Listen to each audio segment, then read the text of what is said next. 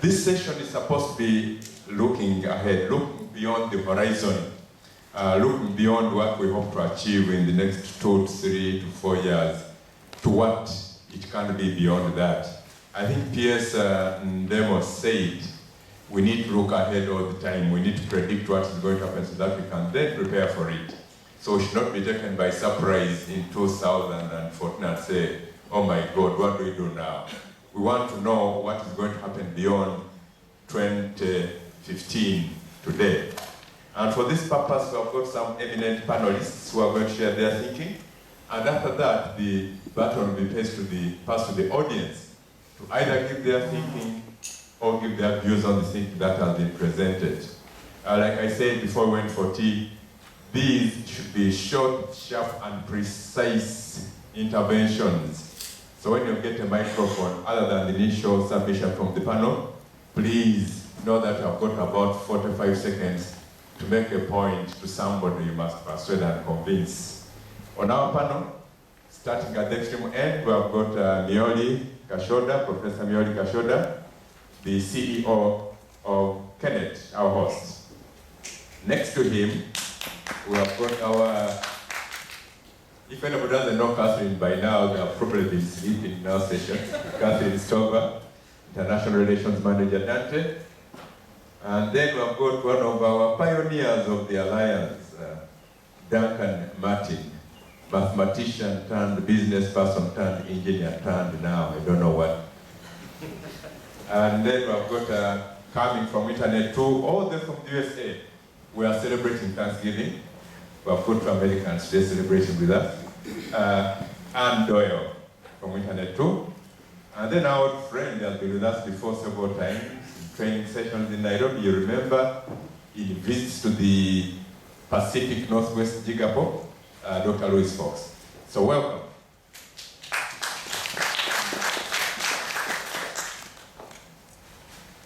We shall start with Duncan.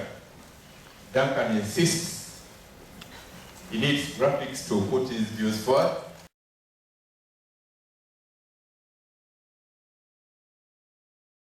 So thanks to Sue for relenting and allowing me to use these slides. Also that long description of what we're supposed to do and not do, I heard for the first time as you did. That, so all I had to guide me was just the item on the agenda. I've got 4 slides sandwiched between the one you already saw and a final one. So this one is called Trends. I'm not going to read through the trends, but these are trends that are with us now, and some of which I'm anticipating. The fresh breeze of deregulation is blowing strong. However, some have defences against it. It's not a felt fire that consumes the wicked. Countries with protectionist regimes are still there, and they are falling behind. We are seeing African multinationals that are running regional backbones, and that's very helpful in some cases. Commercial cloud services are increasingly useful and affordable, even for scientific computing and large-scale data storage. These services are being used in the US and Canada and will become available to us as well. The data deluge, like Nairobi's rain, is persistent and falls upon you whether you like it or not. Hosting content will grow in importance. NRENs are very well positioned to attract local content and be a source for the world and for Africa of local content. Specialized services will overtake bandwidth economics as the determinant of research and education network sustainability at the regional level, like Ubuntunet, and even more so, I think, at the REN or the NREN level, or national level. Governments may want NRENs to widen their reach, to stop the somewhat elitist focus on higher education and research, and perhaps, as in America, where the community anchor institution drive is well underway, with government funding and pressure to accept a whole range of other kinds of community anchor institutions. This one's called Some Hopes and Dreams. The next one is called Realities. Okay, we are part, this is a hope and a dream. We are part of the worldwide REN family. We are. We can be like the greatest NRENs of Europe and America. We can. Prices will become affordable. New submarine cables are with us and others are coming. Broadening deregulation. We can be the source of amazing content. The world wants our content. They want us to create our content and let them read and find out about it. Our students can have first-class internet wherever they are, the mobile imperative. We can reverse the brain drain. We can make Africa a major source of research and innovation. And we all like the idea of keeping African traffic in Africa. Realities. Many universities are in a state of desperate need. I'm going to crouch down so I don't block too many people, but I have to now button. Understaffed, underskilled, poor campus infrastructure. It's tough to start and build a functioning NREN. And we need to understand the glue that holds an NREN together. We often use the word trust. Well, trust is what it takes. Trust is the main ingredient, the main NREN glue. The institutions that form an NREN must be willing to give up some of their autonomy, their power to the NREN management. And you can see the other ones there as well. There are still many protected incumbent monopolies in our continent. That's a problem. But here's good news. We have wonderful friends, and many of them are here today. This is my last slide. Imperatives. Campus network development. We must proceed and push for that. It's not the NREN's job as such, but the NREN can play a wonderful and enabling, encouraging, and an overall coordination role in that. Continue the struggle for affordable research and education, networking, connectivity. The connectivity fight is not over. It's going to continue driving budgets and driving activities and planning for quite some time. It will be overtaken by the service imperative. I want you to, just to look at that last line there. This for me is an imperative to interconnect the 3 regional RENs of Africa. Enabling intermediary services, identity federations, I think we need to move on that, and their mobile access to services. And then an imperative is accountable REN leadership, ensure that NREN is accountable to the universities and other institutions, innovative, service-oriented leadership, but aligned with national and regional imperatives. Thank you. Yes, we can.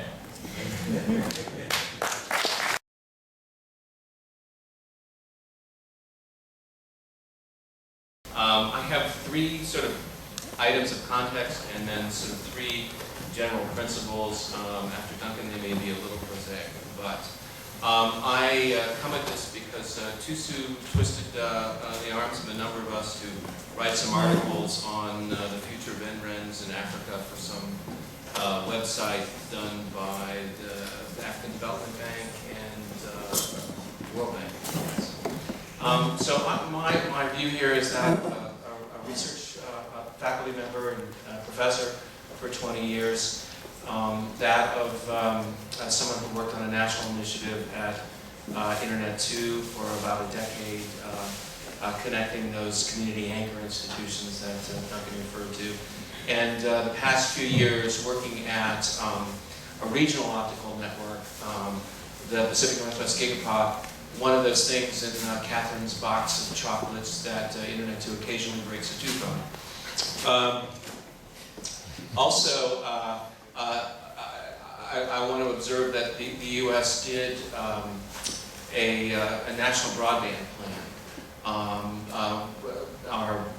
Our national regulatory agency, the FCC, did it, and it was very instrumental and catalytic for a number of things that I'm going to touch on in a moment. 2 of which sort of focus on extending sort of ultra broadband networks, and 2 of them have to do with new services and protocols and so on.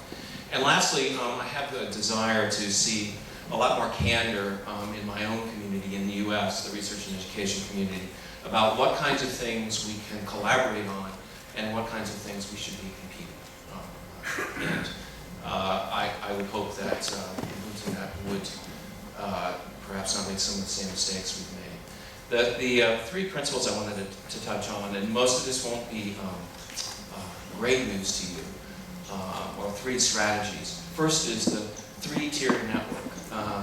I think it's very important. The first tier would be your experimental network, where it would be a test bed for new protocols, technologies, applications, It's a fundamental role for R&D networking, and it's one that no one else can claim in the commercial sector. It's something that we uniquely do. Second, the sort of advanced ultra-broadband network, that's a production network. But the difference these days is that it's not just the network. You have to engage in services, whether they're cloud services or video or disaster recovery or storage, backup, so on. Some subset of those will be relevant to your communities. And lastly, the sort of extended advanced network.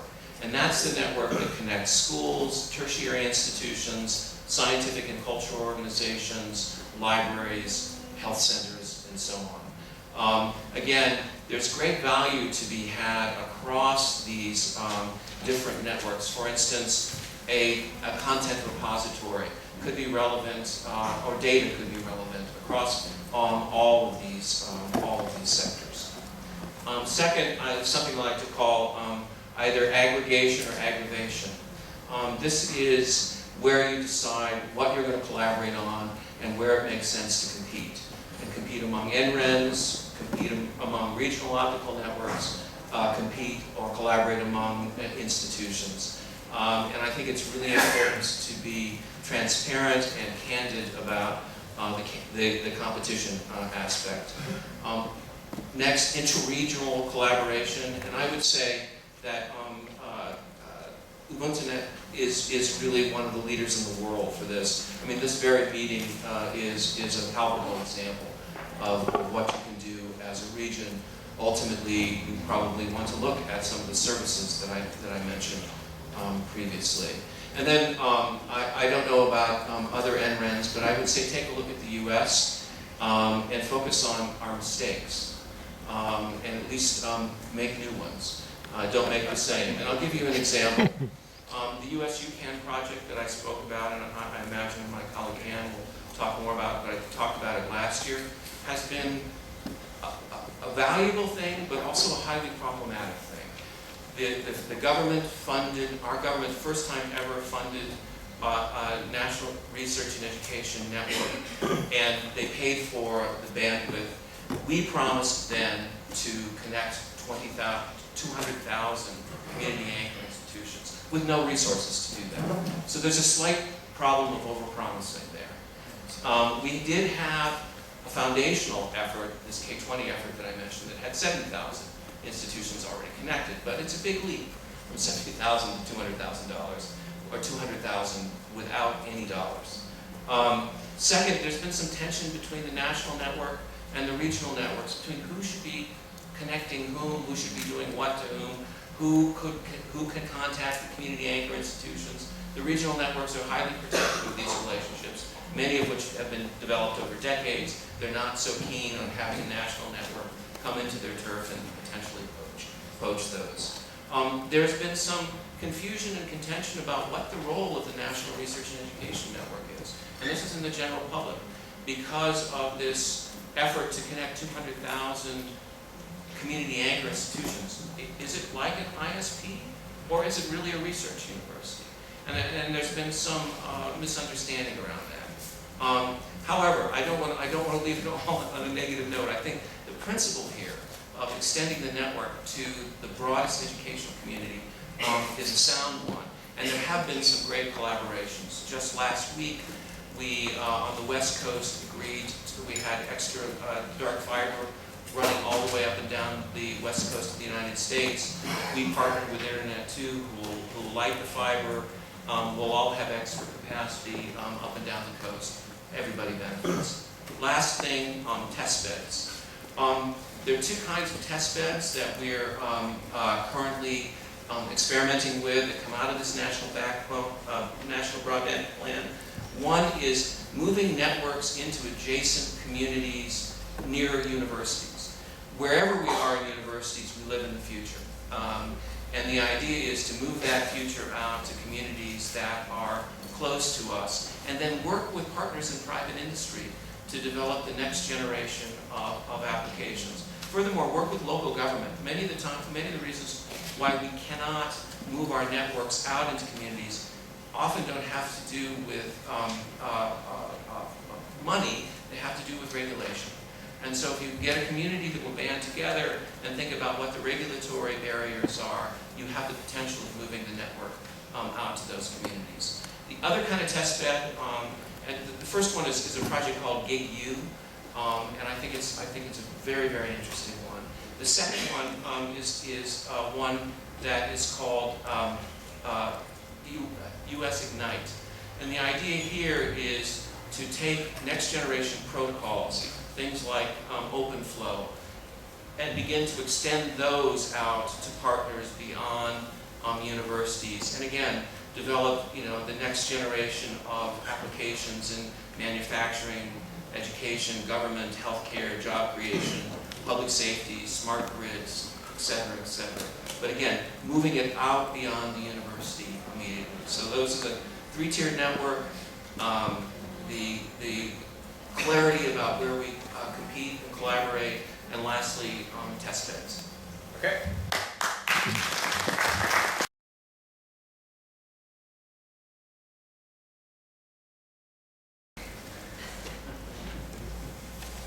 I think he expects that I will talk a little more than 5 minutes. Yeah, but I don't have very much to say when you want to predict 10 years from now.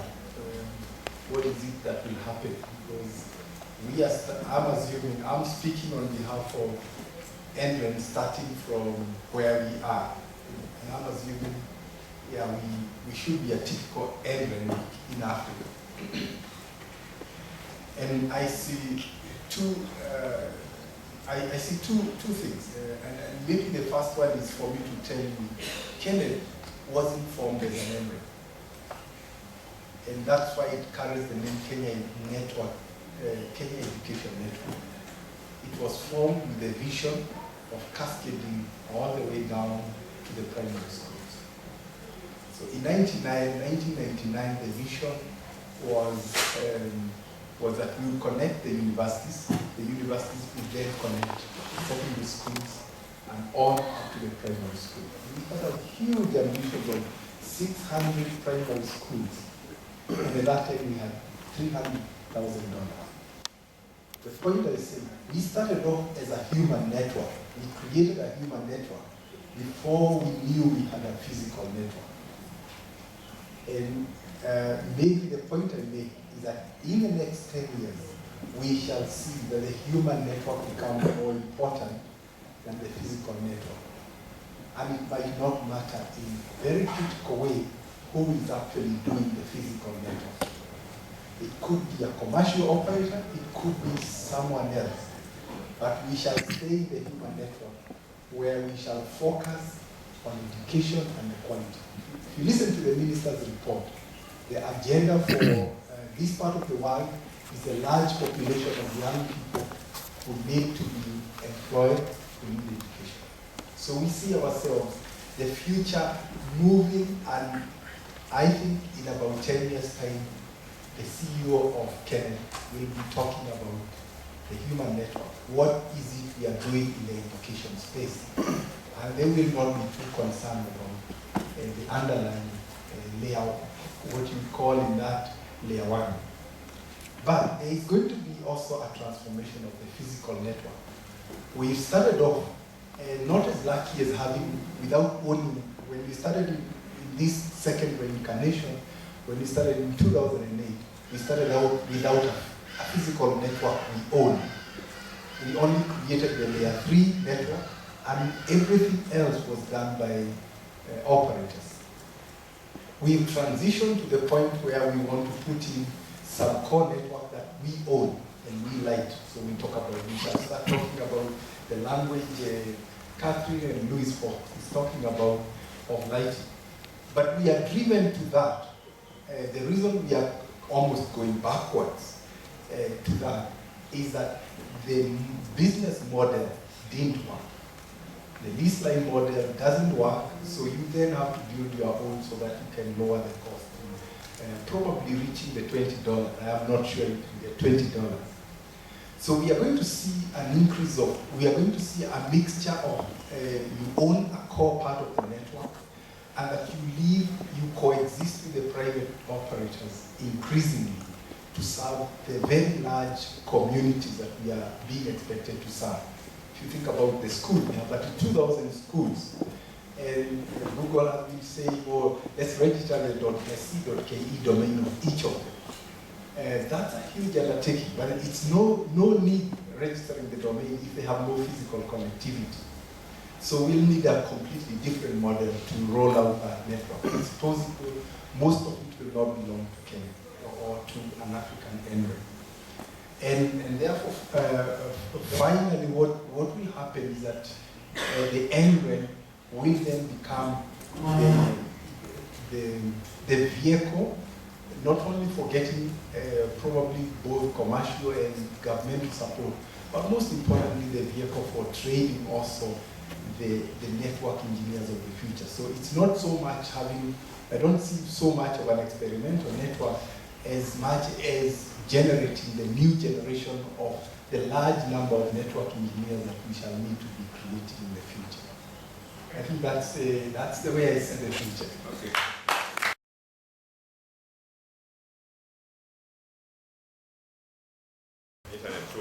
Thank you. Happy Thanksgiving, everybody. Part of Thanksgiving is giving thanks, and so I do want to take 30 seconds of my 5 minutes to say thank you to Professor Katamira, to Tusu, to Meoli, who I think is going to be a big part of your future. At least I like the way you think about the future. To Margaret, to Kevin and his team. It's a wonderful conference. I'm really getting a lot out of being here, so thank you. The thoughts that I have for your future, it was great to start the day off with somebody from your Ministry of Education.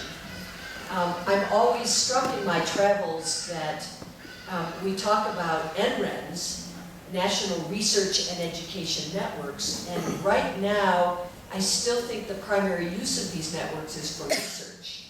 And I think what you will see here over the next decade is an extraordinary set of uses in the education arena. And one of the things that Meoli talked about, I think you will also see, is a human network that becomes at least equally important, if not perhaps more important, than the physical network.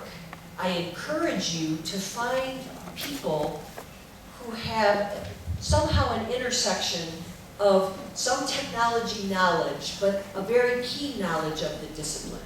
So somebody like Charlie presenting and working within a school of nursing, that you might take someone like Charlie and team him up with somebody from his school to help nursing schools across the continent learn how they can take advantage of advanced research and education networks. Some of the areas that I think you will see in the teaching realm, in the non-research and the non-science realm, I think, and I know this is very near and dear to my heart, but I think you're going to see a lot in cultural and humanities and performing arts, both in the education realm. So, for instance, I think you will see Eastman School of Music knew I was coming to this conference. They have a world music program. And Helen Smith, who heads up their program, said, I would give anything to be working with colleagues in Africa to share education. I think some of the, from the Ministry of Education, the need to, how are you going to absorb the need? I think you will find there are institutions in Europe, in the US, that would be really happy. Manhattan School of Music, Cleveland Institute of Music offer distance education, would be happy to absorb some of your need, but also would be really, really happy to receive some of your content. So I think you'll have cultural arts education. Language instruction. The ability to teach less commonly taught languages. So we have, for instance, all across the US, departments of language instruction. They have a very hard time teaching the less commonly taught languages that they care very much about keeping alive across the world, not just within the regions that speak those languages. I think we will be looking to you here in Africa with your wealth of languages. Museums, collections. We have For instance, we have an ethnomusicology collection that was a project done in the US that all of the field workers that contributed to this project had originally done their field work here in Africa. In the 1970s, it was analog tapes that need to be digitized. They're busy doing that to preserve that work. But I think you'll see that there are collections, ethnomusicology, archaeology, all sorts of collections that will be made available across the continent, made available across the world, and also collections that already exist that you'll be able to access. Partnerships, one more content area, or two more actually, rural health, and we've got a lot of work in the US that's going to be very similar to the work you're doing here. The Cisco example today I thought was spectacular. The ability to take one doctor and share him or her across vast regions when it's just not possible to do as much traveling as one physician can do. Shared climate research is already happening between Africa and the US and probably other places in the world that I just am not yet aware of, but you'll see a lot more there. Partnerships will be really important. The Network Startup Resource Center, the World Bank. By the way, Dale Smith says to tell you all hello. He sends his love. He was very sorry he couldn't be here. Partnerships with colleagues like Catherine, Dante Jayant, and with commercial providers. So I thought the Cisco example this morning was wonderful. We have an example with Polycom. Polycom wanted to know what it would take to get more schools of music involved using their product line. And I said that you're going to need to do some work on your audio, because these systems were all developed for the spoken business application, not for music. So Polycom teamed up with several institutions in the US and developed a way to deliver music, audio, with their video conference systems at a low bandwidth rate. A wonderful project. And again, it's win-win. They sell more units to schools of music. Schools of music are thrilled with it. I think you're going to see that partnerships with academia, industry, and across other NRENs around the world are going to be critical to your success, and you will see a lot of that moving forward. The one last vision I guess I have is simply to say that I think you will see in the future your intellectual capital will become very valued and cherished across the world and across the continent. So you will see that your major institutions of learning will be able to extend their brain capital to your primary schools, to all across the continent of Africa, but then you will also see outside the continent of Africa, there will be content that other places in the world have that you will want to be able to receive, and you will find that across the world, people will be very eager to learn from you and some of the wealth of resources you have here. I think it's going to be very exciting.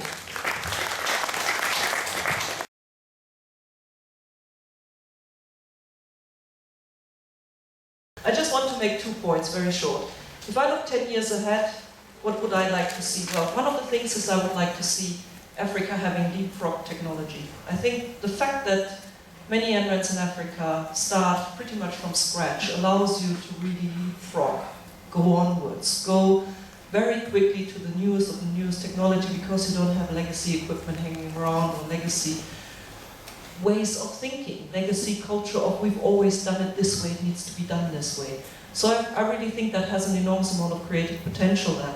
And it will bring African engineers up to the point of looking eye to eye with any engineer in anywhere else and say, we can do joint development of services, we can do joint development of new technology, of new applications, and actually Africa has an enormous amount of potential here because we have a way of doing things that you guys haven't even thought about, because you have a completely new view on something without having such a legacy of past behind of, oh well, for the last 20 years we've done it this way.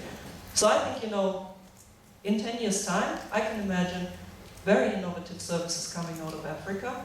And I can imagine, we see that already on the mobile applications. We see that already. Why not translate into research networking? I'd be thrilled to see that, and I could imagine that very many European and American engineers from around the world will look to Africa and say, hey, these guys got something going there. So I'd like to see that. That's one thing. And when we have achieved that, it means that any African student or any African researcher will and should have exactly the same access to any learning tool, any educational tool, anywhere available on any server in the world, and that researchers should really have remote instrumentations as much as hand as anybody else in the world. It should not be more difficult for an African researcher to access an astronomy observatory in Chile as it should be for a German researcher. That would be the goal that I would like to see. I think it's possible. I really do believe it's possible because this is such a vibrant community. There's so much energy here. If I could translate this energy to Europe, I'd be thrilled. I will never be able to do that, but it's your chance. So I see Africa as a vibrant community in 10 years' time. Thanks. Okay. Thank you very much.